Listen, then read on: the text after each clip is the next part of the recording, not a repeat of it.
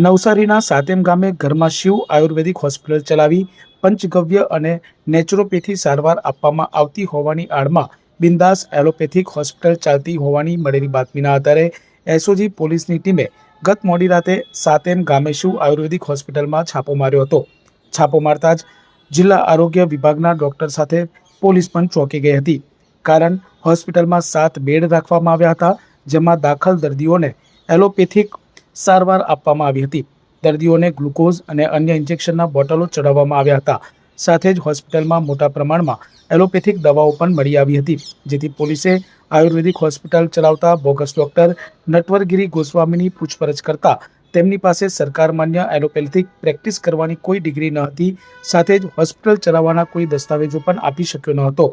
હોસ્પિટલમાં ડોક્ટરોને સારવાર આપવા સાથે ઓપરેશન કે પ્રસૂતિ પણ કરાવવામાં આવતી હોય જેવા સાધનો મળી આવ્યા હતા, જેથી પોલીસે ઝોલાછાપ ડોક્ટર નટવરગીરી ગોસ્વામીની ધરપકડ કરી હોસ્પિટલમાંથી દવા, બોટલો, ઇન્જેક્શન સહિત 2.69 લાખ રૂપિયાનો મુદ્દામાલ કબજે કર્યો હતો.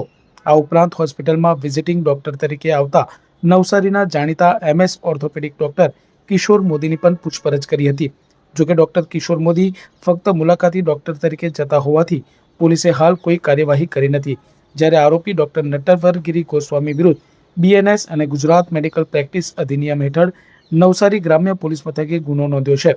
ઉલ્લેખનીય છે કે પોલીસે અત્યાર સુધીમાં 9 ઝોલાછાપ ડોક્ટરો સામે કાર્યવાही કરી છે. डिग्री आयुर्वेदिक डिग्री के साथ में एलोपैथिक ट्रीटमेंट जो है मरीजों को दिया जाने की हकीकत सामने आई है।